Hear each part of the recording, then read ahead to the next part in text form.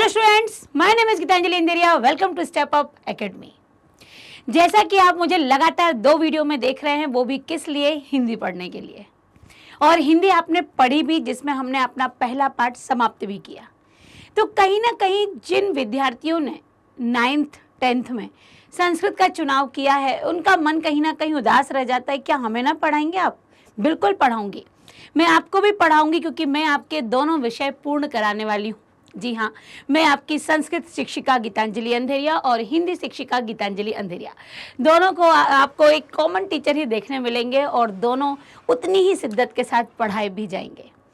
तो अगर मैं कहीं हिंदी का टॉपिक लेकर आती हूँ तो ये याद रखिएगा, मैं संस्कृत को अछूता छोड़ने ही नहीं वाली हूँ। दोनों मेरे विषय हैं, तो मैं आपको संस्कृत भी लेकर आऊँगी। माना कि बहुत कम विद्यार्थी होते हैं संस्कृत लेने वाले, इसकी जो महत्वता होती है वो धीरे धीरे समझ में आती है कि कैसे संस्कृत हमारी देववाणी है और ऐसे ऐसे हमारे रिजल्ट को ऊपर की ओर ले जाती है। जब आप कभी लड़खड़ा जाते हैं किसी बड़े भारी भरकम विषय में, अंकों को लेकर थोड़े से रह जाते हैं, तो यहाँ संस्कृत का विद्यार्थी जो बहुत अच्छे से यदि संस्कृत की मेहनत कर रहा है, क्योंकि मेहनत तो ये भी मांगती है। आप अगर ये सोचें कि हम से केवल एक विषय में ही मेहनत कर पाए, एक विषय में ही हम मेहनत करेंगे तो काम हो जाएगा और संस्कृत तो ऐसे ही हम कर लेंगे, तो जी नहीं, संस्कृत भी आपसे उतनी ही मेहनत मांगती है, क्योंकि लेकिन हाँ, समय कम मांगती है। वो कहती है मैं कम समय में आपके दिमाग में जल्दी बैठ जाऊंगी जितने कि आपको और विषय में समय लगेगा। और वहीं हम इसको कहीं ना कहीं अछूता छोड़ देते हैं कि ये तो हम एक रात एक दिन में कर लेंगे। तो ऐसा नहीं है। यदि आप बाकी विषयों को 5 घंटे 6 घंटे देते हैं तो ये अपने लिए सिर्फ आपसे 30 मिनट मांगती है कि आप सिर्फ अपना 30 मिनट इसे दीजिए, इसके पेजों को पलटिए, जो पढ़ाया गया है उसको रिपीट कर लीजिए। जहां भारी भरकम विषयों के साथ हम इतना लंबा समय देते हैं, इतने परेशान होते हैं और कहीं ना कहीं अंकों में हम फिर भी रोते रहते हैं कि ये नहीं आए, वहां ये अंक भी आपको पूर्ण 100% दिलाती है और आपका जो एवरेज बनता है उसको आपको ऐसे ऊपर की तरफ ले जाती है। इसलिए संस्कृत के जिस विद्यार्थी ने संस्कृत का चुनाव किया है, बड़े ही सोच समझ के चुनाव किया है, क्योंकि ये मैथ्स, ये 2 ऐसे विषय हैं जहां पर आपको 100% अंक मिलने की पूर्ण संभावना होती है और प्राप्त भी होते हैं। तो देर नहीं करते हैं, आगे बढ़ते हैं। लेकिन आप लोग भी ये वादा कर सकते हैं, ये वचन दे सकते हैं कि आप संस्कृत को भी पढ़ेंगे। चलिए, रोज ना पढ़ें तो जब मेरा वीडियो देखें उतनी देर इसे पूरी लगन के साथ पढ़िए, जो बताया है उसे लिखिए। जो आपको लगता है कि आप नोट कर लेंगे तो एक बार आपका रिवीजन के जैसे हो जाएगा, आप वो भी कर सकते हैं। किंतु इसके लिए समय देना अति आवश्यक है, क्योंकि ये भी ऐसे ही नहीं पढ़ी जाती है, ये भी समय मांगती है। बस समय कम मांगती है और जल्दी याद हो जाती है। तो कक्षा 10वीं का जो हमारे संस्कृत विषय का संस्कृत शैमोशी जो आपकी किताब चलती है और अभ्यास बानुभव दूसरी एनसीईआरटी की व्याकरण की किताब चलती है, तो उसी की प्रथमा पाठक को मैं लेकर यहाँ पर उपस्थित हुई हूँ, जिसका नाम है शुचि पर्यावरण। शुचि पर्यावरणम। अभी तक पर्यावरण को, अभी तक हमारे आसपास के आवरण को, आसपास के माहौल को आप पढ़ रहे थे अंग्रेजी में, आप पढ़ रहे थे हिंदी में। तो क्यों ना देखा जाए कि संस्कृत भी चाहती है कि पर्यावरण स्वच्छ रहे। तो पर्यावरण की स्वच्छता में जिन शब्दों का प्रयोग होता है वो शब्द संस्कृत के किस तरह के हो सकते हैं, इस पाठ में आपको देखने को मिलेगा। चूंकि ये पाठ आपका काव्य शैली में है, ये श्लोकात्मक पाठ है, तो श्लोक जब हम कक्षा 10वीं में आ जाते हैं तो श्लोक का अन्वय होता है। तो ये सब देखेंगे, अन्वय क्या है, कैसे करेंगे, क्या होता है, ये तो हम पाठ के बीच चलते हैं तब हमें देखने मिलेगा। चलिए बढ़ते हैं आगे। तो ये हमारा सबसे पहला जो श्लोक है वो आपके सामने यहाँ पर उपस्थित है, देखिएगा। दुर्वहम अत्र, दुर्वहम अत्र, 1 मिनट, ठीक है। मैं आपको साथ साथ में हर एक शब्द की यहाँ पर संधि लेकर आई हूँ कि कैसे आप विच्छेद करेंगे। तो यदि हम वापस अपने उस पर चलते हैं तो आप यहाँ देख रहे हो शब्द दुर्वहम अत्र। यहाँ देखिए, ये 2 शब्दों से मिलकर बना है, आप यहाँ लिखकर देख सकते हैं। दुर्वहम त्र। आप जैसा कि आप जानते हैं कि जो छोटा आ होता है, स्वर होता है, यदि मध्य में कहीं भी किसी पर भी हलंत नहीं लगा है तो आप ये मान के चलिए कि यहाँ पर स्वर मौजूद है, जो कि या तो मात्रा के रूप में है, या फिर अगर मात्रा नहीं लगी है तो छोटा आ यहाँ पर उपस्थित होगा। जी हाँ, बिल्कुल। तो दुर्वहम तो एक पूरा शब्द है ही, माँ इसके साथ जुड़ जाएगा क्योंकि माँ के पीछे भी छोटे आ का उच्चारण है, क्योंकि माँ में हलंत नहीं दिया गया है। तो यहाँ से दो पद बनते हैं और वो बनता है दुर्वहम धन अत्र। दुर्वहम का अर्थ होता है कठिन और अत्र का अर्थ होता है यहाँ। वैसे मैंने आपको संधियां, शब्दार्थ सब कुछ दिया हुआ है, जहां भी कठिन शब्द आया है। जो छूट जाता है वो मैं ऐसे बताते ही जाऊंगी, ये आपने पिछली स्लाइड में देखा, ये दिया हुआ है। तो दुर्वहम अत्र अर्थात यहाँ जीवितम जीवित रहना, दुर्वहम कठिन जातम हुआ है। यहाँ जीवित रहना कठिन हुआ है। कहाँ? यहाँ पृथ्वी पर। प्रकृति रेव। अब यहाँ पर फिर एक संधि आती है, याद रखिएगा। एक छोटी सी हिंट है, अभी तो नियमों के आधार पर तो हम बाद में पढ़ते ही रहेंगे कि जब भी आपको शब्द के मध्य में रा दिखाई दे, या कई बार रा की रेव भी होती है, तो उसके स्थान पर विसर्ग आ जाता है। ये मैं अभी आपको सिर्फ तरीका बता रही हूँ, नियम इसके जब विसर्ग संधि पढ़ाऊंगी बता दूंगी। ये रुत्व संधि के अंतर्गत आता है। तो ये हो या फिर ऐसा लगा हो आपके शब्द के मध्य में मतलब बीच में कहीं भी, तो वहाँ और पूरा शब्द बनना चाहिए, तो उसके स्थान पर क्या लग जाता है? विसर्ग आ जाता है। तो यहाँ देखिए आपको शब्द के मध्य में क्या मिल रहा है? शब्द के मध्य में यहाँ पर रा मिल रहा है, क्योंकि प्रकृति आपने पूरा सुना हुआ है। अगर इसको हम दो भागों में बांटते हैं तो उस रा की जगह आ जाएगा विसर्ग, और वो पहले पद के अंत में ही आता है, ये भी याद रखिएगा। अब उस रा पर मात्रा किसकी लगी हुई थी? रा पर मात्रा लगी हुई थी ए की, तो पीछे का पद क्या बनेगा? फिर पीछे का पद बनेगा एव। तो क्या शब्द बना? प्रकृति एव। प्रकृति मतलब ये पर्यावरण, और ए प्रकृति, और एव का अर्थ होता है ही। शरणम मतलब शरण है, आश्रय है। तो यहाँ जीवित रहना कठिन हुआ है, प्रकृति ही शरण है। शुचि पर्यावरणम, पर्यावरण को शुद्ध करो। यहाँ पर शुचि का अर्थ है शुद्ध। शुचि पर्यावरण, पर्यावरण को शुद्ध करो। महानगर मध्य, महानगर के मध्य में। चलद निसम, यहाँ पर फिर आपका संधि का शब्द है, मध्य में दा दिया हुआ है और उसमें हलंत नहीं है। तो एक नियम आता है जिसमें प्रथम वर्ण की जगह तृतीय वर्ण होता है और तृतीय वर्ण की जगह प्रथम वर्ण भी होता है। ये आपका व्यंजन संधि का नियम है। तो ये ता वर्ग में तीसरे नंबर पर है। तो नियम अनुसार ये किस नंबर पर आ जाएगा? प्रथम अक्षर पर आ जाएगा, उसी वर्ग के। ये सब कुछ आपको संधियों के माध्यम से बताया जाएगा। अभी तो मैं आपको पाठ के मध्य बता रही हूँ, हो सकता है कि इसी पाठ के बाद ही मैं आपको संधि भी लेकर आऊँ, या दो पाठ के बाद। मेरा विचार है कि आपको पहले ही मैं संधि पढ़ा दूँ, जिससे आप सब कुछ ये बहुत अच्छे से समझ पाएँ। तो दा की जगह ता आ जाएगा चलद, और फिर बन जाएगा, दा में आ जुड़ा हुआ है क्योंकि चूंकि यहाँ पर हलंत नहीं है। यहाँ पर आ लगाएंगे तो पीछे का पद बनेगा अनिशम। पीछे का पद बना अनिशम, चलत अनिशम। ठीक, तो चलत मतलब चलता रहता है, अनिशम का अर्थ होता है दिन रात। कालाय चक्रम, समय का चक्र। तो क्या है? महानगर के मध्य में, महानगर ये जो हमारी स्मार्ट सिटी बन रही है, बड़े बड़े नगर हैं, तो महानगर के मध्य में दिन रात समय का चक्र चलता रहता है। क्यों समय के चक्र चलने की बात की है, ये बताइए।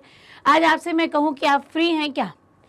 आप बच्चे हो और मैं आपसे पूछूं आप फ्री हैं क्या इतने समय के लिए? नहीं।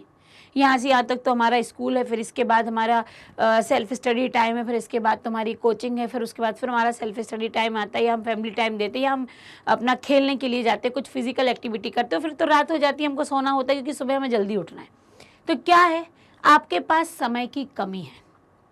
उसी बीच में कोई गेस्ट आ जाए तो आप कहते वो मेरे 3 घंटे जो मेरा खुद का एक सर्कल टाइम था, सर्कल टाइम नहीं था तो स्टडी टाइम था, उसमें हमने क्या हो गया, वो हमारा टाइम सब खराब चला गया। अब ये वाला टाइम मुझे यहाँ पर मैनेज करना पड़ेगा।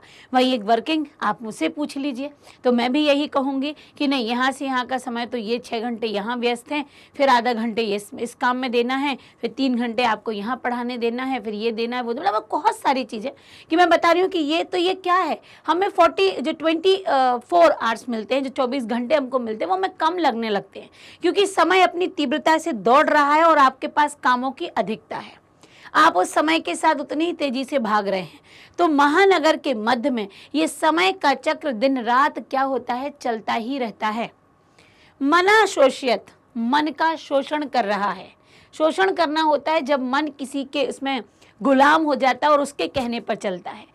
तो समय के कहने पर ही तो हमारा मन चल रहा है। मन हो रहा है कि आज सब कुछ बंद करके सीधा बैठा जाए।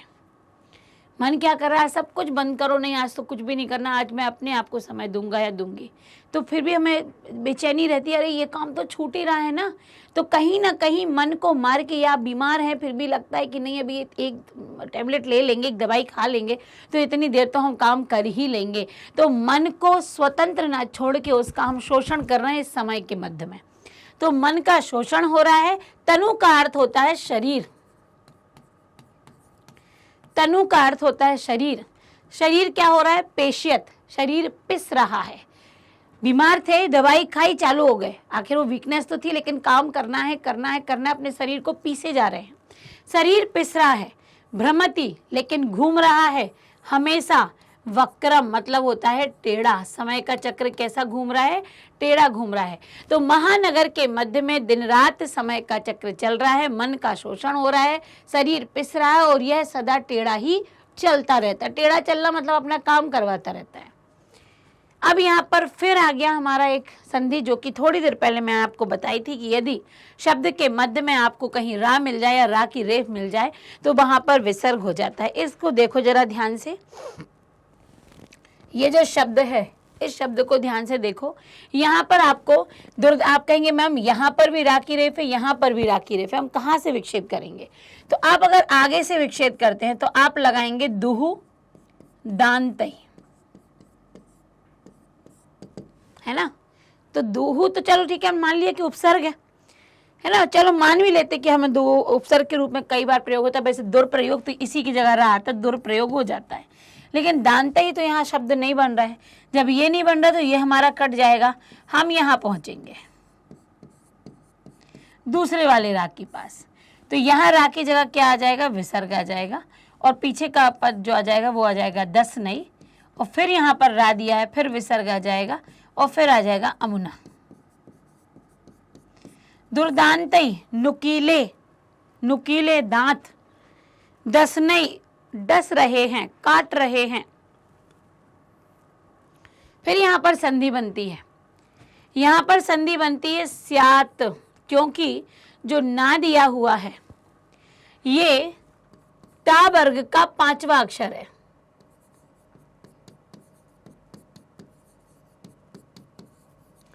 5वां अक्षर। तो 5वां अक्षर एक नियम और है कि जैसा पहले से हम तीसरे पर जाते हैं, ठीक है, यहाँ कहीं लिखा था, हाँ ये लिखा था, हम पहले से तीसरे पर जाते हैं, ऐसा पहले से 5वें का भी नियम होता है और 5वें से पहले का भी नियम होता है।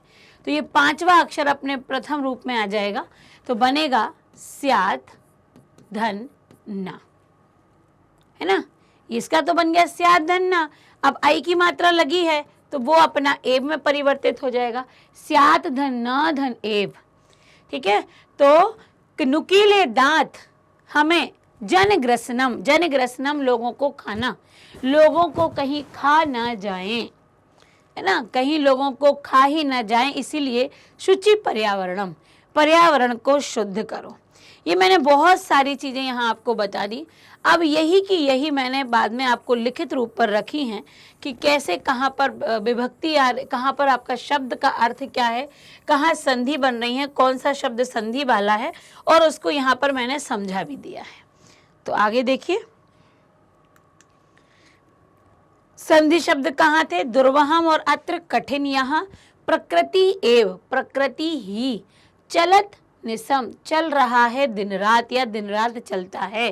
तनु का अर्थ है शरीर, वक्रम का अर्थ होता है टेढ़ा, और दुर्दांत दस नहीं अमुना, यह है नुकीले दांतों के द्वारा।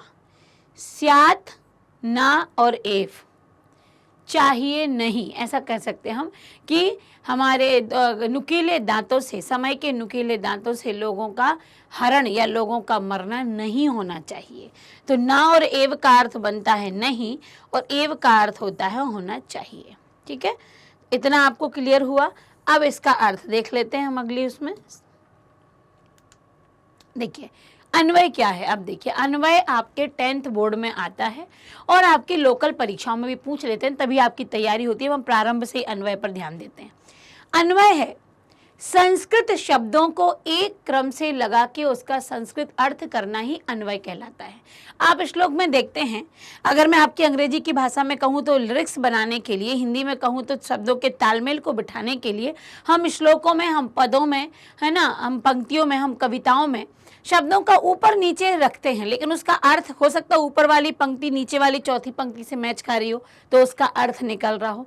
ठीक है, तो उनको जब एक क्रम से हम रख देते हैं, हिंदी भावार्थ में तो एक क्रम से रखते हैं, ऐसे संस्कृत में भी उसका भावार्थ आप समझें कि उसको एक क्रम से हम शब्दों को जमा लेते हैं, वो कहलाता है अन्वय।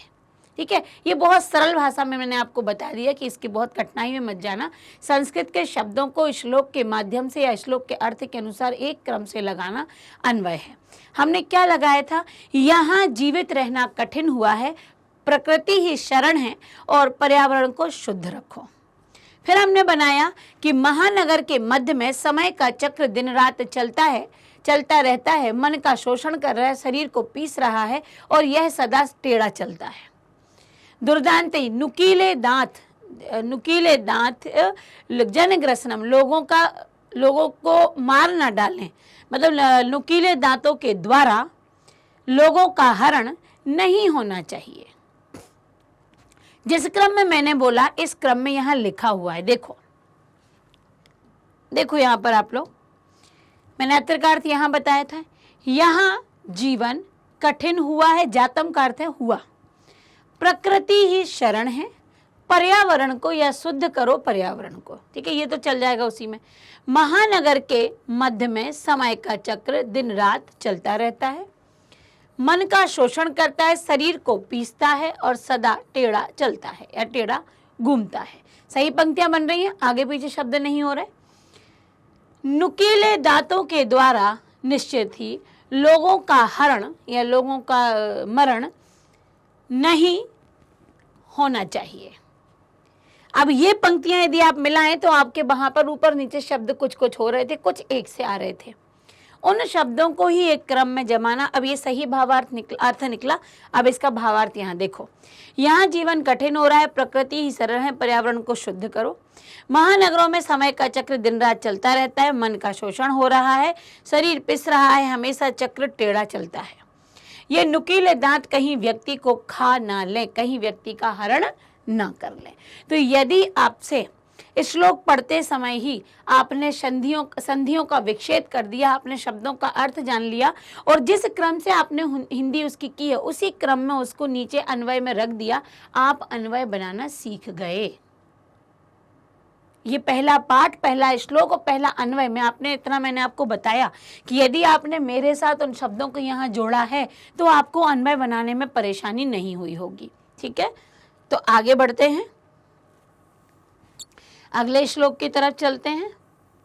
यहाँ पर बताया गया है कि किस तरीके से महानगरों में चक्र चल रहा है। अगला देखिए, अगला है कज्जल मलिनम। चूंकि यहाँ पर कज्जल मलिनम आधा है, मैं चाहूंगी कज्जल मलिनम को हम पूरा देख लें। ठीक है, कज्जल मलिनम को हम पूरा रख लेते हैं, 1 मिनट। अगला है कज्जल मलिनम धूमम मुंचती। देखिए आपको सामने भी यहाँ पर शब्दार्थ दिख रहा है और संधियां भी दिख रही हैं, जहाँ और साथ में देखो आप पहला शब्द देख रहे हैं, यहाँ पर समास भी दिया है। तो मैं समय समय पर आपको सारा बता रही हूँ, आप नोट करते जाइएगा या बहुत ध्यान से देखिएगा। कज्जल मलिनम, कज्जल अर्थात काजल, मलिन मतलब मैला, काजल के समान मैला। ये कर्मधारय समास का उदाहरण है, जहाँ पर विशेषण और विशेष की बात की जाती है। ठीक है, तो विशेषण और विशेष की बात होती है, या हम कहें उपमेय और उपमान की भी बात होती है। तो यहाँ पर विशेषण विशेष की जगह ये उपमेय और उपमान है। काजल की यहाँ पर उपमा मैले को दी गई है, काजल के समान मैला, इसलिए यहाँ पर इव का प्रयोग हुआ है। ये कर्मधारय समास का उदाहरण है और ये शायद आपके अभ्यासों में आया भी है। कज्जल मलिनम, काजल के समान मैला, धूमम धुआं, मुंचती छोड़ रहे हैं, ये आपकी मुच धातु से बना हुआ है, जिसका अर्थ होता है मुक्तो भवति, मुक्त होना, मुंचती मतलब छोड़ रहे हैं, शत 100, शक्ति यानम हजारों, 100 हजारों गाड़ियां, यान गाड़ियां, बाष्पयान माला, बाष्पयान किसको बोला गया है, किससे, आज के समय तो वो बिजली से चलती है, कौन सी गाड़ी ये धुआं निकालती थी, तो रेलगाड़ी, तो बाष्पयान माला बोला गया है रेलगाड़ी को।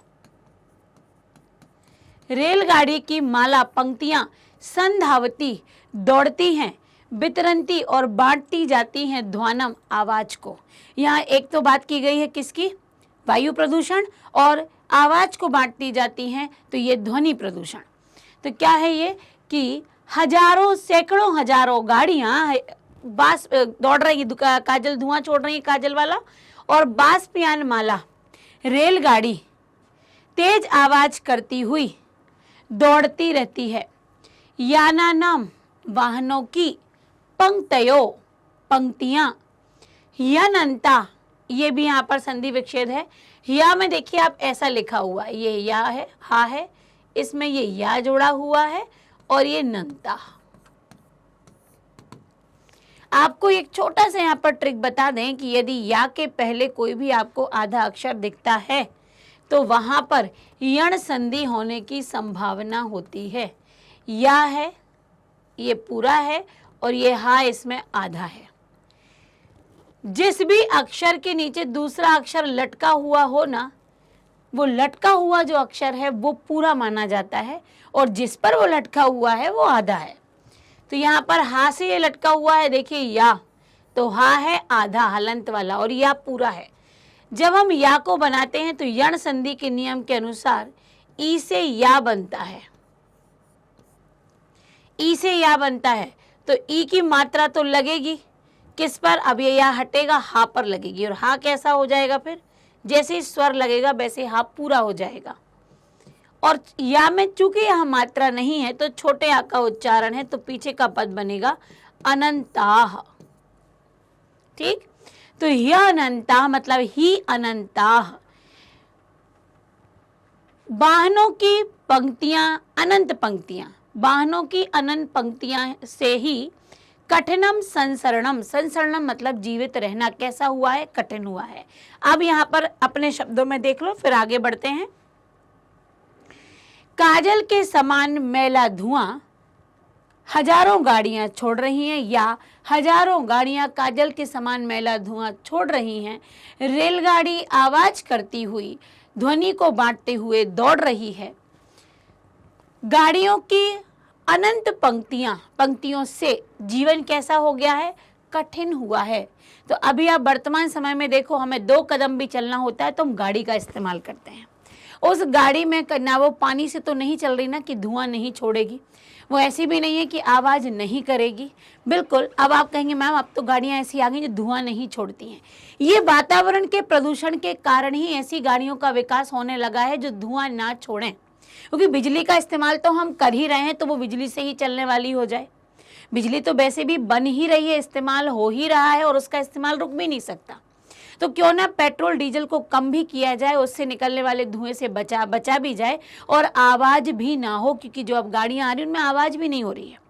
तो वातावरण को देखते हुए, लोगों की परेशानियों को देखते हुए, चलते हुए माहौल को देखते हुए, आने वाली और परेशानियों को देखते हुए और बढ़ती हुई बीमारियों को देखते हुए शायद ये निर्णय लिया गया हो कि अब ऐसी गाड़ियों को बनाया जाए जो कि पेट्रोल डीजल से नहीं बल्कि लाइट से चल रही हों, बैटरी से चल रही हों, और साथ ही वो किससे हों, जो आपके इलेक्ट्रॉनिक गाड़ियाँ हैं, और उनमें आवाज़ भी ना हो।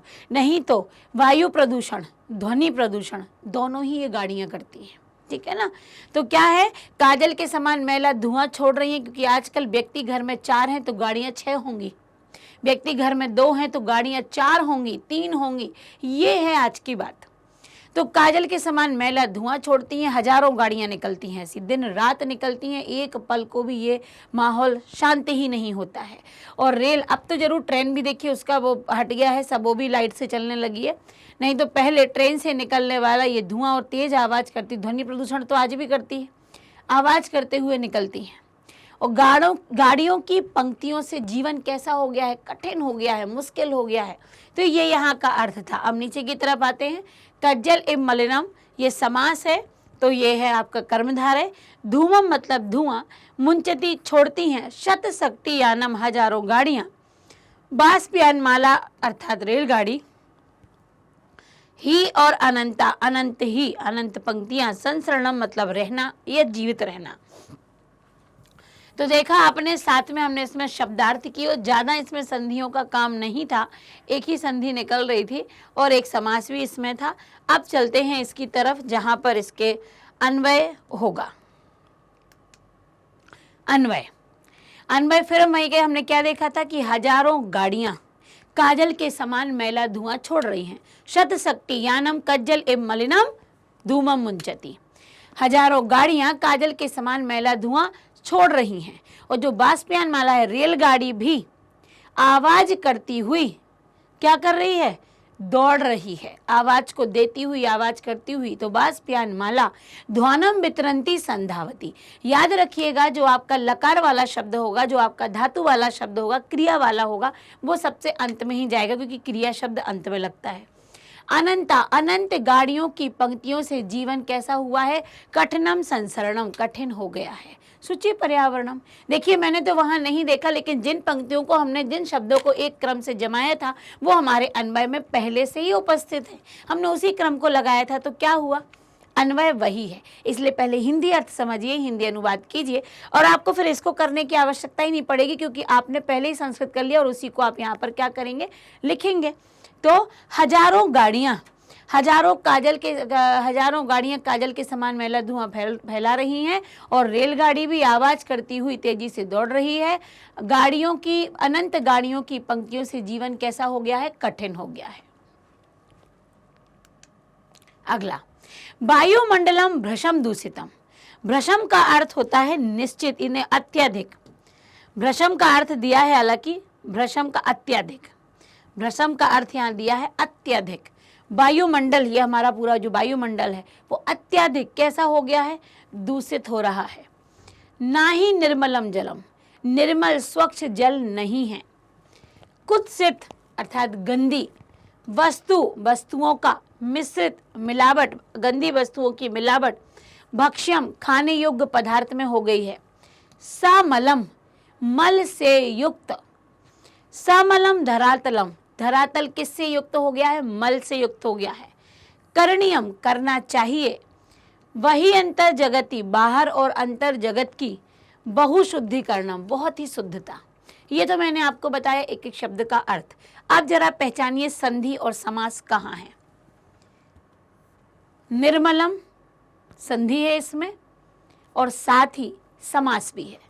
समलम ये समस्त पद है, मतलब ये समास का पद है आपका, इसका समास विग्रह होगा। ये संधि और समास इसके दोनों होंगे, ठीक। ये आपका संधि शब्द है, ये आपका प्रत्यय शब्द है, बस इतना ही है। अब देखिए, हालांकि आपको सामने दिख रहे होंगे, लेकिन फिर भी मैं आपको बता दूं कि निर्मलम, मैंने आपसे कहा था जब शब्द के मध्य में आपको रा मिल जाए या रा की रेफ मिल जाए तो उसकी जगह हम क्या लगाते हैं, विसर्ग लगाते हैं। तो और वो हमेशा पहले पद के अंत में आता है। तो निहि और मल, ये तो ये बन गया है ना। और निर का अर्थ होता है, निर चूंकि अव्यय के रूप में आता है, निर का अर्थ होता है कमी, या हम एक और शब्द लिखते हैं इसमें, अभाव। तो आप क्या करेंगे, मल का अभाव, मलस्य अभावा, ये है इसका समास विग्रह। ये समास है, ये संधि है। क्या अंतर समझ में आ रहा, संधि में प्लस लगता है, समास में नहीं लगता है। संधि वर्णों के मध्य का काम होता है, और है ना, और साथ ही क्या है, वर्णों के मध्य का होता है। और ये क्या होता है, इसमें शब्द आते हैं पूरे। अब आ जाइए, फिर हमने दूसरा दिया था समलम। जहां पर भी आपको शब्द के प्रारंभ में सा है, ये आपका अव्यय उपसर्ग सबका काम करेगा और यहां पर क्या हो जाएगा, सहितम। सा का अर्थ होता है सहित, सहितम, मल से सहित, तो इसका समास विग्रह बनेगा मलेन सहितम। ये आपका समास विग्रह है। कर्मधारय, ये जो हमारा समास विग्रह है ये अव्ययी भाव वाला है और इसमें भी कई बार विभक्तियों का प्रयोग हुआ है और करना पड़ता है हमें। मल से सहित तो मलेन सहितम तृतीय विभक्ति का प्रयोग, मल का अभाव तो षष्ठी विभक्ति का प्रयोग है ना। तो ये आपका ये हो गया। अब देखिए आगे करणीयम।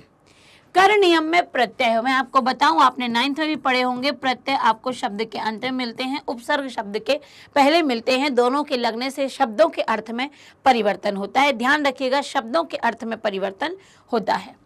करणीयम, जहां पर भी कर का उच्चारण सुनाई दे वहां पर धातु कौन सी होती है, हमेशा क्री, धातु क्री होगी। शब्द के अंत में जहां आपको इयम, इया या यह सुनाई दे वहां पर प्रत्यय होता है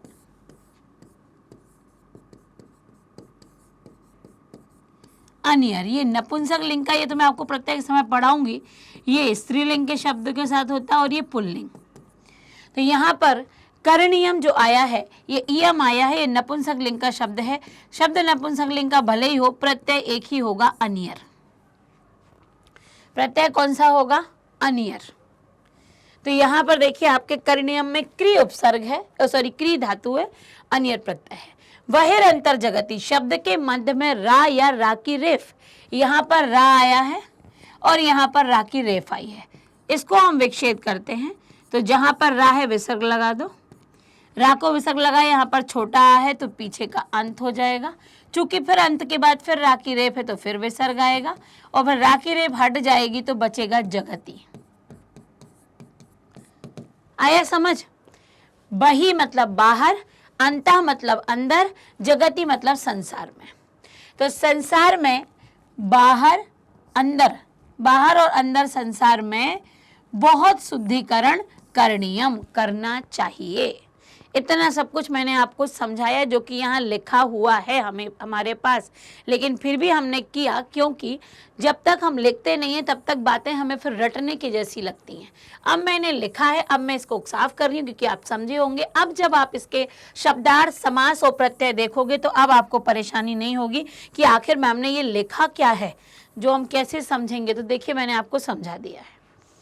भ्रसम अत्याधिक, निर्मलम मलस्य अभावा, भक्ष्यम खाने योग्य कुत्सित गंदी, समलम मलेन सहितम मल से सहित, बहिर अंतर जगती, बही अंतः और जगती ये संधि हो गई, क्री अनियर ये धातु और प्रत्यय हो गए।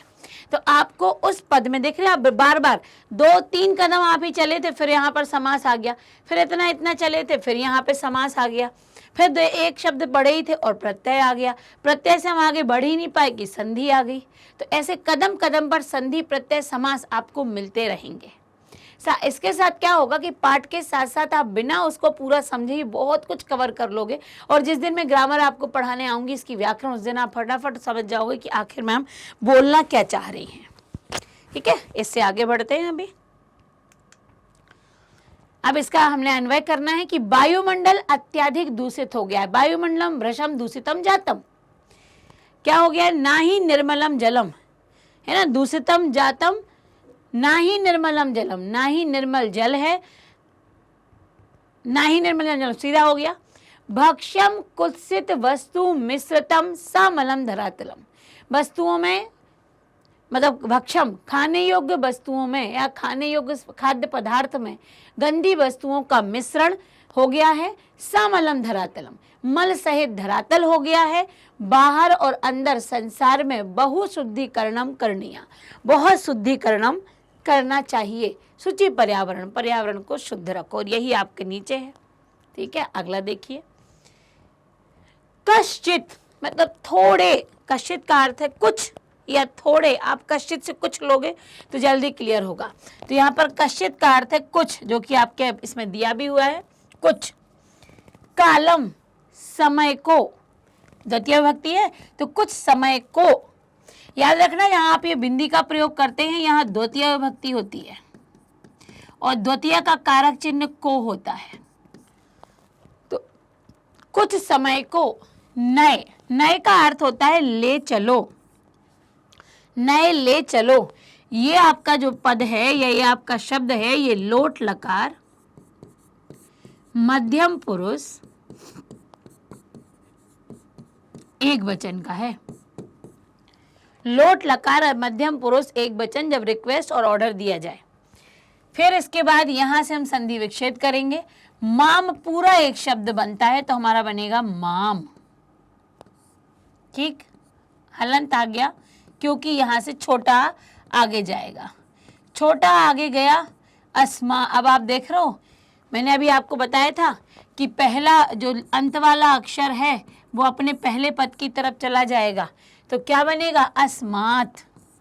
फिर हमने स्ना आधा था इसलिए क्या बना अस्मात, और पीछे का ना बच गया तो क्या बना नगराद, नहीं होगा नगरात। जैसे हम विच्छेद करते हैं दा अपने आप ही ता में परिवर्तित हो जाता है। तो मुझको इस नगर से बहु दूरम, बहुत दूर ले चलो, इस मुझको इस नगर से बहुत दूर।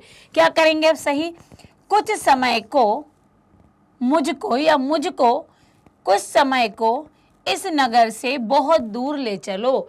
तो कश्चित माम, कश्चित कालम माम अस्माद नगरात बहु दूरम नए। प्रपश्यामी, देखना चाहता हूँ। ग्रामांते, यहाँ पर बड़े आ से हम संधि विच्छेद करेंगे। तो आप बताइए, देखिए मैंने जैसे हटाया क्या बच गया पहला पद ग्राम। चूंकि माँ में आ की मात्रा थी तो पीछे जाएगी तो बनेगा अंते। तो क्या बन गया ग्रामांते, गांव के अंत में। निर्झर अर्थात झरने, नदी, नदी। पय अर्थात होता है जल, पय का अर्थ होता है पानी। पूरम, पूरा भरा हुआ है। जहां गांव के अंत में पूरे नदी झरने भरे हुए हैं। एकांते, अकेले में। कांतारे, अकेले जंगल में। ये विशेषण है और ये विशेष्य है, अकेले जंगल में। क्षणमपि, क्षणम और अपि, क्षण भर भी। में, मेरा। स्यात संचरणम, रहना। स्यात मतलब होना चाहिए। क्षण भर भी, एकांत अकेले जंगल में मेरा रहना या मेरा निवास करना होना चाहिए। तो ये आपको एक एक शब्द का अर्थ बताया, संधियां भी जहां आई वहां समझाई। देखो, माम अस्मात नगरात, मुझको इस नगर से। ग्रामांते, गांव के अंत में। निर्झर, झरने। पया, जल। एकांते, अकेले में। कांतारे, जंगल में। स्यात का अर्थ है होना चाहिए। आप साथ साथ में आ रहे संधि शब्दों को कृपया इग्नोर मत कीजिए, करते जाइएगा, क्योंकि यही आपके अभ्यास में होंगे, तब आपको परेशानी नहीं होगी। अगला देखिए, अन्वय है। कश्चित कालम माम अस्मात् नगरात बहु दूरम नए। कुछ समय को मुझको इस नगर से दूर ले चलो। गांव के अंत में, ग्रामांते, निर्झर, नदी। पयापुरम, गांव के अंत में झरने, नदियों को जल से पूरा। प्रपश्यामी, देखना चाहता हूँ। एकांते, कांतारे में। क्षणमपि संचरणम स्यात्, अकेले जंगल में मेरा क्षण भर के लिए संचरण हो। आप देख रहे हो, मुझे इसलिए यहाँ नहीं देखना पड़ रहा क्योंकि मैंने वो हिंदी जो आपको करवाई थी उनके शब्दों को मैंने क्रम से रख दिया और ये अन्वय हो जाता है। ये तो मैं आपको पहला तरीका जो बिल्कुल सीधा सीधा तरीका है कि यहाँ आपको शब्दों को, अर्थों को बनाना ही है। एक संस्कृत विद्यार्थी के लिए बहुत जरूरी है। और ट्रिक क्या होगी ये आगे बताऊंगी। अभी तो पहले इसका अभ्यास करना सीखो, नहीं तो सीधा आप ट्रिक पर पहुंचोगे। अभ्यास करना आना चाहिए। अभ्यास करना मतलब एक संस्कृत विद्यार्थी होने के नाते संस्कृत के शब्दों को क्रम से लगाना आना, ये हमारा कर्तव्य है। इतना तो हमें आना चाहिए। ट्रिक तो फिर मैं बताऊंगी आपको आगे। तो ठीक है, कुछ समय के लिए हमें इस नगर से बाहर ले चलो। गांव के अंत में झरने, नदियों को मैं पूरा देखना चाहता हूँ। अब है हरित तरुणाम। हरित तरुणाम का अर्थ है, तरु मतलब वृक्ष। हरे वृक्षों को ललित लता नाम, हरे वृक्षों की, ललित मतलब सुंदर, लता नाम मतलब लताओं की, हरे वृक्षों की, सुंदर लताओं की माला रमणीया। सुंदर लताओं की माला कैसी हो रही है? रमणीय, मन भावन, मन को हरने वाली, आंखों को सुंदर लगने वाली। कुसुम आवली, बड़े आ से तोड़ दो, कुसुम आवली, आवली का अर्थ होता है पंक्ति, फूलों की पंक्ति। समीर चलिता, समीर मतलब हवा, हवा के चलने से। स्यात में मतलब मेरा वर्ण होना चाहिए, मतलब जो कुसुम की फूलों की पंक्तियां हैं उनको मैं वर्ण करना चाहती हूँ, उससे मेरा वर्ण होना चाहिए, मतलब मुझे उसे देखना चाहिए। नवमालिका, नवमालिका एक पौधा है, एक लता है। नवमालिका रसालम, नवमालिका रसाल मतलब होता है आम, नवमालिका का आम से, नवमालिका का आम से मिलिता, आम से मिलना, मतलब आम के पेड़ पर नवमालिका की लता चढ़ गई है तो आम और नवमालिका का मिलन हुआ। वो मिलन कैसा है? रुचिरम संगमनम, वह मिलन कैसा प्रतीत हो रहा है? रुचिकर प्रतीत हो रहा है, सुंदर प्रतीत हो रहा है। हरित तरुणाम, यहाँ पर हरित तरुणाम और ललित लता नाम दोनों का समास विग्रह होता है, ठीक है, दोनों का समास विग्रह होता है। हरितः तरु, और ये आपका इसमें जाता है हरित तरुणाम, अब कर्मधारय में जाता है क्योंकि पहला पद विशेषण और दूसरा पद विशेष्य होता है। तो हरितः तरु तेषाम ऐसे करके आता है। ललित, ललित लता और तासाम ऐसे करके आपका बनता है ये। कुसुम आवली, ये कुसुम और आवली, अभी इतनी संधियां हो गई हैं कि मैं आपको डायरेक्ट बता सकती हूँ। तो यहाँ पर बन गया स्यात, ना की जगह ता आया, स्यात में, और यहाँ पर नहीं बन रहा है। नवमालिका, नवमालिका भी आपका विशेषण उसमें है, ये विशेषण और विशेष का है। समस्त पद बनता है नवमालिका और विग्रह होता है नव मालिका, अलग अलग, ठीक है। हरित तरुणाम हरे वृक्षों को, ललित लता नाम सुंदर लताओं को, कुसुम आवली फूलों की पंक्तियां, और स्यात मेव का अर्थ है होना, मेरा होना चाहिए, ऐसे करके देखो। अभी हरित तरुणाम ललित लता नाम माला रमणीया, हरे वृक्षों की और सुंदर लताओं की माला सुंदर दिख प्रतीत हो रही है, रमणीय प्रतीत हो रही है। समीर चलिता, समीर के चलने से, कुसुमावली हवा के चलने से, फूलों की पंक्तियों का मैं वर्णीय स्यात्, मैं वर्ण करना चाहती हूँ।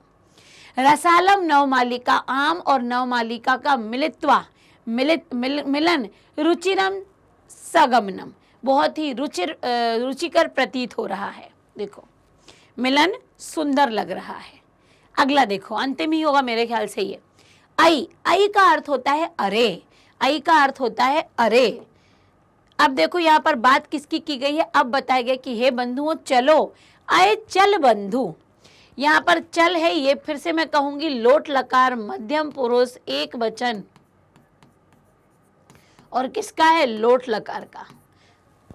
अरे चलो बंधु, खग कुल कल रव, खग कुल मतलब पक्षियों का समूह, पक्षियों के समूह की कल रव आवाज, चहचहाहट, गुंजित गूंजी हुई है, वन प्रदेशम जंगल के प्रदेश में।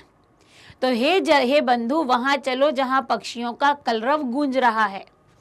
पुर, पुर मतलब है नगरवासी, नगरवासियों के लिए कलरव संभ्रति जनोभ्या, जो नगरवासी हैं, नगर के शोर से जो भ्रमित हैं लोग, क्योंकि लगातार शोरगुल में रहकर कई बार हम कंफ्यूज, भ्रमित, परेशान होते हैं, तो नगर के कलरव से भ्रमित लोगों के लिए यह धृत सुख संदेश, पर जो नगर के कलरव से भ्रमित और परेशान लोग हैं उनके लिए ये क्या है? सुख का संदेश है कि गांव की तरफ चलो। चाक चिक्क जालम, चकाचौंध के जाल में, ये चकाचौंध का जाल ही है।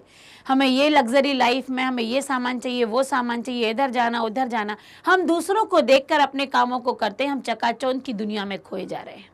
जो प्राप्त है वही पर्याप्त है, इस बात पर हम ध्यान नहीं रखते, और हम दूसरों की देखा देखी ऐसे बहुत सारे कार्यों को करने की कोशिश करते हैं, ऐसे बहुत सारे सामानों को लाने की और सुख अनुभव करने की कोशिश करते हैं, जो इसी को कहा गया है चकाचौंध की दुनिया। तो चाक चिक जालम, चकाचौंध के इस जाल में ना कुर्यात, देखिए यहाँ पर जा दिया है,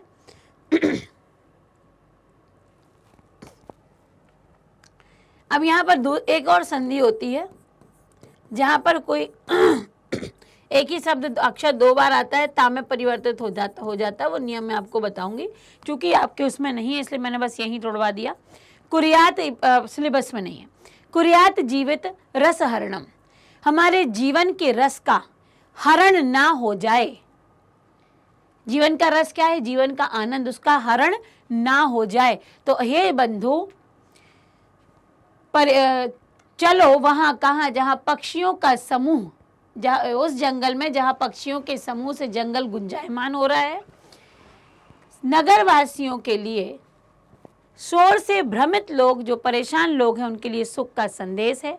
चकाचौंध की इस दुनिया में जीवन के रस का हरण ना हो जाए। तो चल मतलब चलो, पक्षियों का परिवार, कलरव पक्षियों की आवाज, पुर का अर्थ होता है नगर, धृत मतलब परेशान, चाक चिक्क जालम मतलब चकाचौंध का जाल। तो जैसा इसका हिंदी अर्थ आपने किया है, बस शब्दों को वहीं रख दो और उसका अन्वय की तरफ आ जाएंगे आप। आई बंधु, अरे बंधु, खग कुल कल रब, पक्षियों का जहां कलरव है, गुंजित वन प्रदेश हम चल, पक्षियों से गूंजते, पक्षियों के कलरव से गूंजते वन प्रदेश में चलो। मैंने कहा ना, क्रिया को पीछे रखना। चल, पुर कलरव, पुर कलरव, समृति जनेभ्यो धृत सुख संदेश, चाक चिक्क जालम, जीवित रस, जीवित सहरणम न कुर्यात, मतलब हमारे जो रस है, जीवन का आनंद, उसका हरण ना हो जाए।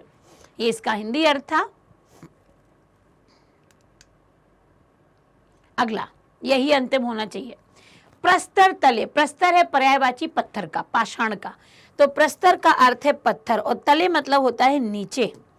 पत्थर के नीचे लता अर्थात लताएं, तरु अर्थात वृक्ष, गुल्मा का अर्थ होता है झाड़ी। तो पत्थर के नीचे लताएं, वृक्ष, झाड़ियां, नो नहीं, भवंतु हों, पिष्टा पिसें। पत्थर के नीचे लता तरु झाड़ियां कहीं पिस ना जाएं, उनका नष्ट ना हो जाएं। पाषाणी सभ्यता, पत्थर की सभ्यता, निसर्गे स्यात न, पत्थर की सभ्यता में निसर्गे अर्थात जीवन, स्यात ना समाविष्टा, जीवन नष्ट ना हो जाए। मानवाय, मनुष्य के लिए, जीवनम कामाय, जीवन की कामना करनी चाहिए। नो नहीं, जीवन मरणम, जीते हुए मृत्यु की नहीं। क्या बताया गया है यहाँ पर कि पाषाणी सभ्यता किसे कही गई है? आज के समय में हम कच्चे घरों को नहीं देखते हैं, पक्के घर बन रहे हैं, बड़े बड़े आपके ब्रिज बन रहे हैं, बड़े बड़े मॉल बन रहे हैं, मल्टीज बन रही हैं। ये सब किससे बन रही? कंक्रीट से, सीमेंट से। और जब इनको हम बनाते हैं तो हम कई वृक्षों को काटते हैं, क्योंकि जहाँ आपका घर बना है वहाँ कई वर्षों पहले जंगल हुआ करता होगा, वृक्ष होंगे, किसी का सरकारी जो हमारा ये ज़मीन है या किसी की भी ज़मीन रही होगी तो उस पर वृक्ष ही होंगे जब कुछ नहीं था। तो उन वृक्षों को हमने काट दिया और उस पर हमने पाषाणी सभ्यता विकसित कर दी। इसलिए कह रहे हैं कि पत्थर के नीचे लताएं, वृक्ष और झाड़ियों का नष्ट ना हो जाएं, पाषाणी सभ्यता में जीवन नष्ट ना हो जाए। मनुष्य के लिए जीवन की कामना करना चाहिए, जीते जी उसकी मृत्यु की कामना नहीं करनी चाहिए। तो यहाँ प्रस्तर का जो अर्थ है, प्रस्तर का अर्थ मैं लिख देती हूँ। प्रस्तर का अर्थ है यहाँ पर पत्थर। तले मतलब तल में, नीचे।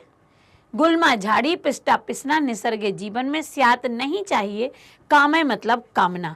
अब हमने इतने अर्थ किए। अच्छा, यहाँ पर कहीं पर भी हमें कुछ ऐसा शब्द नहीं मिला जिसकी हम हिंदी वो आपको संधि विक्षेप करवाएं। लता तरु गुल्मा, लेकिन लता तरु गुल्मा समासिक शब्द है, ये आपका समस्त पद है। इसमें क्या है, यहाँ विसर्ग लग जाता है तो ये आपका बन जाता है द्वंद्व समास में। तो आप इसे तोड़ते हैं,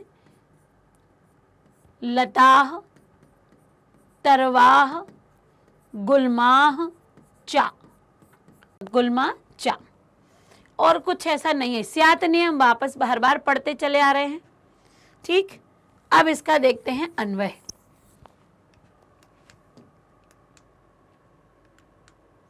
अन्वय देखिए, लता तरु गुल्माह, लता तरु गुल्मा प्रस्तर तले पिष्टा नो भवन्तु।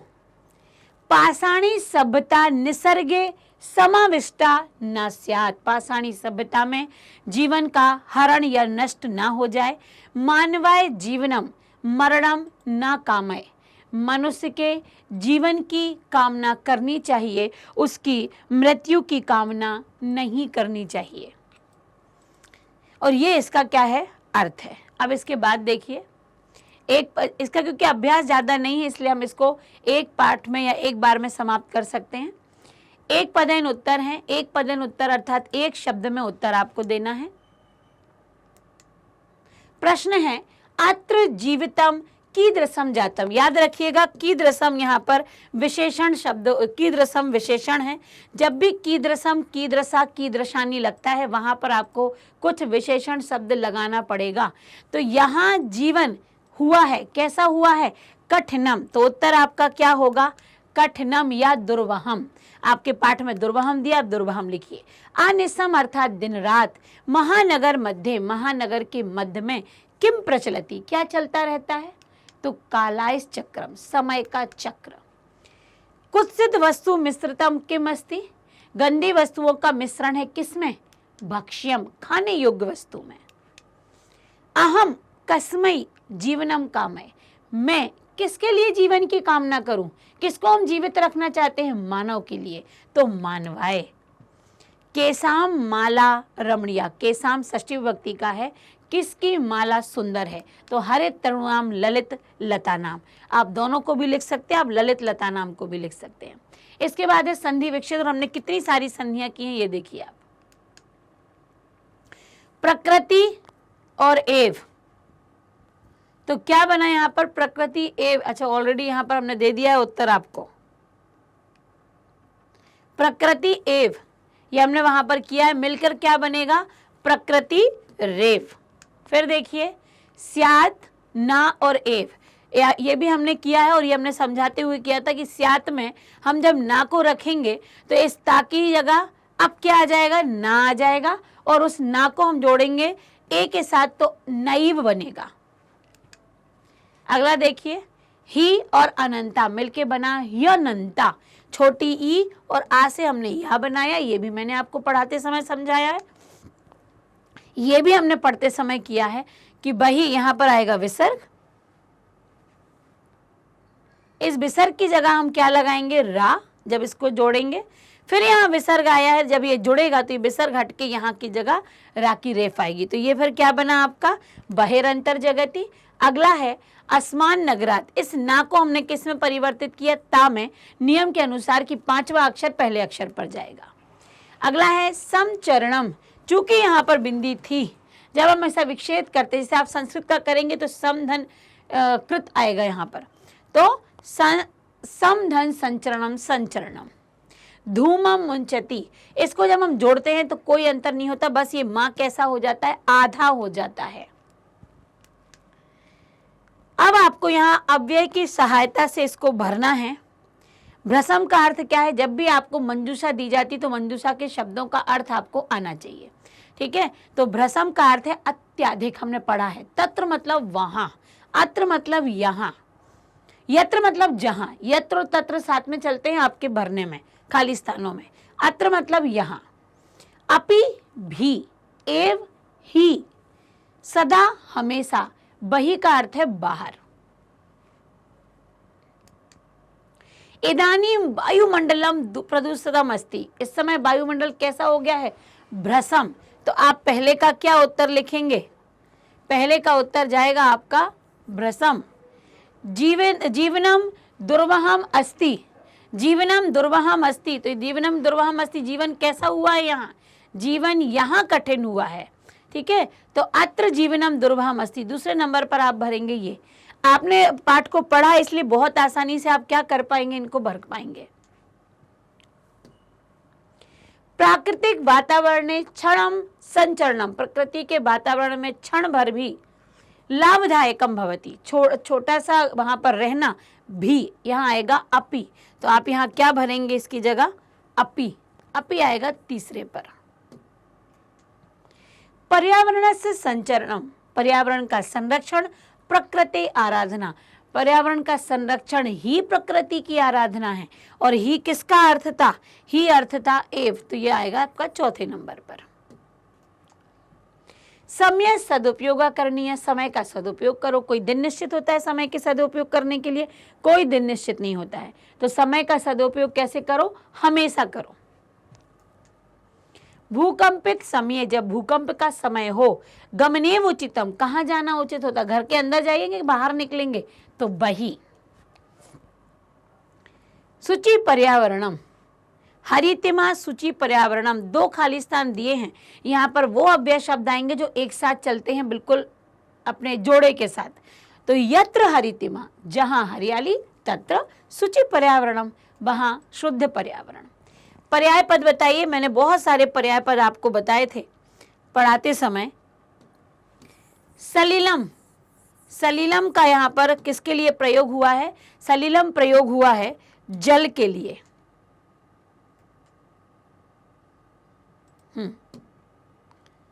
सलिलम प्रयोग हुआ है जल के लिए, जलम। आम्रम किसके लिए आया है? आम्र का आपके इसमें अर्थ आया था रसालम, रसाल आम का पर्यायवाची, और पाठ से ही आपको चुनना है। कांतारम और वनम दोनों एक दूसरे के समानार्थी शब्द हैं।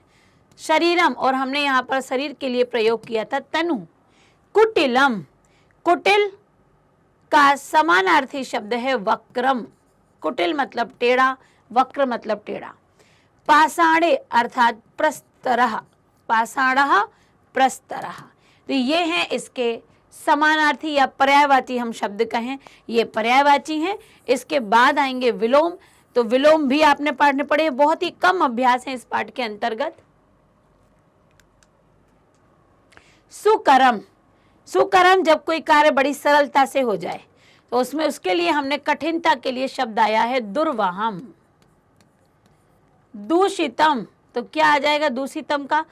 शुचि, शुचि मतलब शुद्ध। गृह्णन्ति, गृह्णन्ति मतलब लेना, और वितरन्ति का अर्थ होता है बांटना, और वितरन्ति आपके पद में था। निर्मलम, मल का अभाव, तो हम क्या बनाएंगे? समलम, मल के सहित। दानवाय, दानव का विलोम हमेशा से हम पढ़ते हैं मानव, जो विभक्ति लगी है वो विभक्ति लगा दो, मानवाय। शांता, और हमने पढ़ा है अनंता। ये हैं आपके विलोम पद जो पाठ के अंदर ही दिए गए हैं, पाठ से ही चुनकर आपको लिखने पड़ते हैं। एक जानकारी मैं आपको दे दूं कि बोर्ड की परीक्षा में जो आपका प्रश्न पत्र होता है उसमें सबसे अंतिम प्रश्न होता है 18वां प्रश्न, 18 नंबर का। उस प्रश्न में आपसे कुछ शब्दों के अर्थ पूछे जाते हैं जो कि संस्कृत में होते हैं, और 4 ऑप्शन भी दिए जाते हैं, 3 या 4 ऑप्शन दिए जाते हैं उसमें, और वो कहीं ना कहीं आपके पाठ के शब्दार्थ से तो आते ही हैं, विलोम और पर्यायवाची से भी आते हैं। तो ध्यान रखना, विलोम और पर्यायवाची को किसी भी कंडीशन, किसी भी परिस्थिति में स्किप मत करना, छोड़ना नहीं, क्योंकि ये आवश्यक है आपके लिए, क्योंकि ये पूछे जाते हैं, वो 3 नंबर का प्रश्न होता है। अब मैंने आपको समास बताए थे, ये सारे समास आपको बताए गए हैं 1-2 को छोड़कर। मलेन सहितम, जब पीछे सहितम लगता है, जब पीछे सहितम शब्द लगे तो हम क्या लिखेंगे इसको? समास का नाम तो जाएगा, जब पीछे आपका अव्यय शब्द लगा है तो ये अव्ययी भाव है। जब पहला पद विशेषण और दूसरा पद विशेष हो तो कर्मधारय आता है। यहां भी पहला पद विशेष, सुंदर और लता कर्मधारय। नवमालिका कर्मधारय। धृत सुख संदेश, धृत सुख संदेश वह जिसके द्वारा सुख का संदेश दिया गया है परेशान व्यक्तियों के लिए। बहुव्रीहि। कज्जल इम मलिनम कर्मधारय। दुर्दांतय दसनय कर्मधारय। ये आपके समास के नाम है, क्योंकि जब पहला पद विशेषण विशेषण विशेषण विशेषण और ये विशेषण, तो उस समय, और यहाँ पर तो उपमेय और उपमान है, तो इस स्थान पर कर्मधारय का प्रयोग होगा। ठीक है, जब आपको पीछे आपको जो पद मिले वो कैसे हों? वो आपके अव्यय वाले हों। सा मलम, आगे सा लगाता अव्यय है, पीछे अपने रूप में परिवर्तित होगा, तो ऐसा सा मलम, और ये अव्ययी भाव समास का है। इसका सीधा आएगा, आपने पढ़ा था हरित तरुणाम, और पढ़ाते समय मैंने आपको बताया भी था। ललित और लता जोड़ दीजिए, दोनों में बहुवचन है, इससे पहचान में आएगा आपको कि आप में इसमें कौन सी विभक्ति लगाएंगे। यहाँ तेसाम पुल्लिंग का षष्ठी बहुवचन है और ये पुल्लिंग स्त्रीलिंग षष्ठी बहुवचन है। तो हम आएंगे ललित लता नाम, षष्ठी का प्रयोग। नवमालिका, नवा मालिका जोड़ेंगे तो बड़े आ की मात्रा हटके सीधा नवमालिका बनेगा। समस्त पद बनाना आसान होता है विग्रह से, इसको पूरा जोड़ दो। धृत सुख संदेश, इसमें इव को हटा के इसको पूरा जोड़ दो। कज्जल मलिनम, और इसमें इन दोनों को पूरा जोड़ दो, विसर्ग की जगह यहाँ राकी रेफ आ जाएगी। दुर्दांतई दस नहीं। और ये सारे के सारे मैंने आपको उस समय पढ़ाए थे जब हम पाठों को पढ़ रहे थे, इसलिए मैंने आपसे कहा था कि मेरे साथ पाठ बहुत ध्यान से पढ़ना, जो आपके अभ्यास में है वो बहुत कुछ यही हो जाएगा। प्रश्न निर्माण, कज्जल मलिनम, यहां पर आपको अंडरलाइन होगा। कज्जल मलिनम, इसमें है पक्षिणाम, यहां पर होगा लता तरु गुलमाह, यहां है महानगरेशु और यहां पर दिया है प्रकृत्याह। ठीक, कज्जल मलिनम, ये बताइए यहाँ पर काजल के समान मैला धुआं, तो ये क्या है? विशेषण का काम कर रहा हूँ। मैंने आपको थोड़ी देर पहले बताया था कि जब भी विशेषण आएगा वहाँ पर कीदृशम कीदृशानी ये लगेंगे शब्द के अनुसार कि पुल्लिंग है, स्त्रीलिंग है, नपुंसक लिंग है। पक्षिणाम शब्द के अंत में जब आपको राम नाम शाम मिल जाए और वो पुल्लिंग का हो तो वहाँ पर आपका प्रश्न निर्माण में शब्द आता है केशाम। लता तरु गुलमाह, बड़े आ के साथ विसर्ग है तो आएगा बहुवचन, और बहुवचन यहाँ पुल्लिंग का लिया है तो आएगा के। महानगरे सु, सु हो सु हो, ये सप्तमी के बहुवचन में आता है और जब किसी स्थान की बात होगी तो आप उसके स्थान पर कुत्र का प्रयोग करेंगे। प्रकृत्याह, याद रखना बड़े या के साथ विसर्ग हमेशा षष्ठी विभक्ति स्त्रीलिंग और पंचमी विभक्ति स्त्रीलिंग में होता है। तो यहाँ पर प्रकृत्या, अब हम थोड़ी सी हिंदी करें कि प्रकृति के सानिध्य में, प्रकृति के षष्ठी का प्रयोग हुआ है और जब हम किम स्त्रीलिंग में जाते हैं तो उसमें षष्ठी में कस्याह का प्रयोग होता है। ये प्रश्न निर्माण है जो मैं आपको समय समय पर हर पाठ में समझाऊंगी, तो आप कम से कम अपने अनुसार कुछ भी जोड़ के नहीं आएंगे, आप उसका सही अर्थ सही तरीका समझ पाएंगे। तो यहाँ पर क्या है, ये पाठ का अंतिम प्रश्न था जहां पर आपका पाठ जो प्रथमा पाठ है वो समाप्त हो रहा है। यहाँ हम प्रथमा पाठ समाप्त करेंगे और इसके बाद आएंगे अगले वीडियो में आपके द्वितीय पाठ लेकर। यदि इस समय उसके बीच में आपको लगता है कि आपको संधियां पढ़ा दी जाए तो आप कमेंट जरूर कीजिएगा, नहीं तो मैं चाह रही थी कि द्वितीय पाठ के बाद सीधा आपको संधि लेकर आएँ, क्योंकि ये आपके शुरुआत के पेपर में आने वाले पाठ होंगे जो आपको दिए जाएंगे। तो आज का वीडियो के जब आप सुनेंगे समझेंगे कैसा लगता है आप कमेंट में जरूर बताइएगा। क्या समझ में नहीं आया वो भी बताइए, और जो बहुत अच्छे से आ गया वो भी बताइएगा। तो मिलते हैं अगले वीडियो में अगले पार्ट के साथ। जो पढ़ाया है उसे प्लीज़ रिवीजन करिएगा, तो अगले पार्ट की जो संधियाँ हैं वो प्रत्यय हैं वो और अच्छे से क्लियर होंगे। अभी के लिए बस इतना ही, बाय बाय।